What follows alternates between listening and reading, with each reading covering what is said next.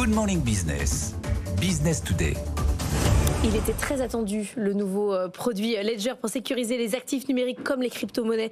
Bien évidemment, nouveau wallet au format carte bancaire avec écran à encre électronique. Eh bien, il arrive. En vrai, vous allez pouvoir nous le dire. Pascal Gauthier, vous êtes le PDG de Ledger. Bonjour. Les livraisons ont commencé. Les livraisons ont commencé. Je peux même vous le montrer. Il est là. Donc voilà. Et il est bientôt, très bientôt, dans les mains de nos clients. Alors racontez-nous ce qui s'est passé, parce que c'est vrai que c'est toujours pareil, quand il y a une attente très forte, il peut y avoir un petit peu de déception. Là, il y a eu un délai, vous avez eu une difficulté industrielle? Oui, quand on essaye de faire des choses très nouvelles, parfois on rencontre des difficultés. C'est un peu l'histoire du Cybertruck d'Elon Musk. Ouais. C'est notre petit Cybertruck. Ah, vous dites c'est pareil? Oui, vous savez, on essaye de faire des choses très nouvelles et c'est la première fois qu'on a un écran sécurisé. C'est la première fois qu'on a un écran e-ink incurvé. Donc il y avait beaucoup de premières. Cet écran nous a posé beaucoup de problèmes, mais on a insisté et puis finalement on y est arrivé. Anthony. Vous disiez format carte bancaire, mais en fait c'est plutôt format iPod, parce que c'est ça l'inspiration. D'autant que vous avez bossé avec Tony Fadell, je crois, le papa de l'iPod. C'est plus que l'inspiration, voilà, c'est inspiration assumée, on va le dire comme ça. Oui, complètement. Bon, ça, il faudra en parler avec Tony, parce qu'effectivement, c'est lui le designer, mais bon, c'est format carte bancaire quand même. C'est-à-dire, c'était ce que nos clients nous demandaient souvent, sortir du format précédent, d'aller vers quelque chose qui ressemble à ça. Mais effectivement, c'est un peu plus épais qu'une carte bancaire, parce qu'il y a pas mal d'électronique dedans. Oui. Maintenant qu'on sait qu'on va pouvoir l'acheter, ça sert à quoi? Qu'est-ce qu'on fait? Qu'est-ce qu'on met dedans? Rappelez-le pour tous ceux qui n'ont pas encore de crypto, à quoi ça sert? Ça sert à conserver ces crypto-monnaies, ça sert à les utiliser, ça sert à faire des transactions, et tout ça de manière très sécurisée. Ça va un peu au-delà aussi, parce que maintenant on sort des crypto-monnaies uniquement et on va vers tout ce qui est sécurisation de secrets.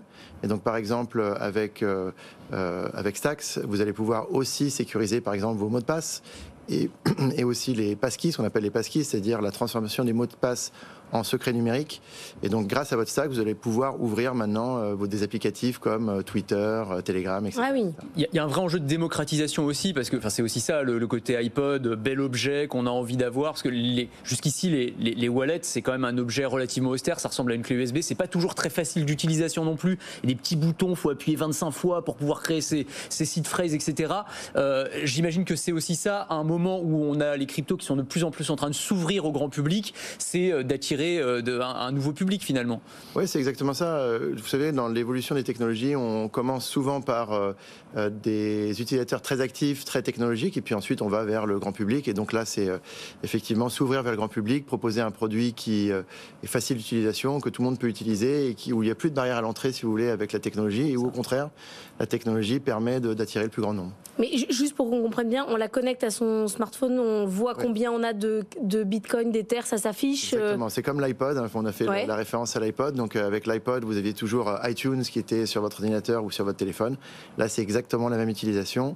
Vous avez quelque chose d'externe qui se connecte à votre téléphone, à votre ordinateur, et sur téléphone et ordinateur, vous avez Ledger Live qui est l'application software qui vous permet d'utiliser vos crypto-monnaies. C'est quoi le pourcentage d'utilisateurs, enfin de possesseurs de crypto qui ont aujourd'hui un wallet physique? Parce qu'on dit, voilà, c'est le fameux proverbe, not your keys, not your coin. Si tu ne possèdes pas, si tu as tes coins sur un wallet, c'est pas vraiment tes bitcoins et tes cryptos. Mais c'est quoi le pourcentage réellement? En fait, il est assez élevé. Ça dépend comment on compte. On dit qu'il y a 500 millions d'utilisateurs de crypto dans le monde. C'est assez faux. Il y a 500 millions de personnes qui ont des cryptos dans le monde. La plupart sont sur des exchanges. La plupart ont délégué leur crypto-monnaie à des parties tiers, qui sont des exchanges comme Binance, Coinbase, etc. Des gens qui possèdent leur clé privée, en fait, il y en a beaucoup moins.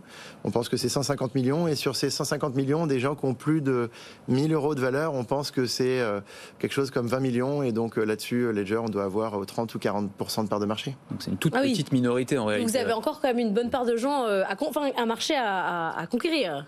En fait, on a tout un marché à conquérir. C'est-à-dire qu'au début, dans le développement d'une technologie, la technologie facile l'emporte. C'est-à-dire que les gens ont commencé par un exchange, par Coinbase, c'est normal, c'est là qu'on achète ses coins.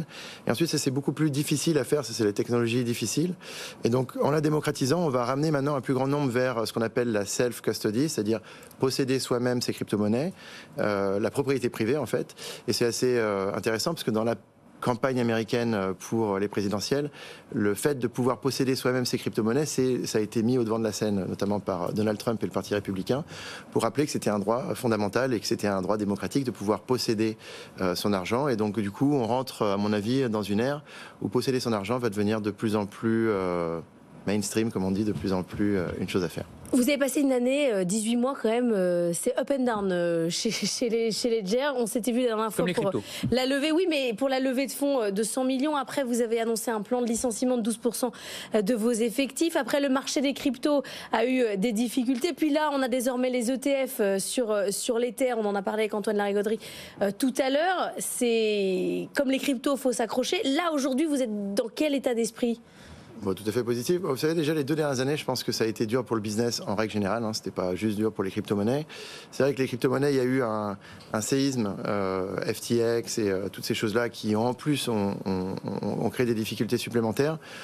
On est habitué, de toute façon, à naviguer ces eaux parce que Ledger, ça existe depuis 10 ans. On fête notre 10e année aujourd'hui. Moi, je fête ma 5e année en tant que CEO. Donc on est habitué à avoir des hauts et des bas et en fait on gère toujours l'entreprise comme ça.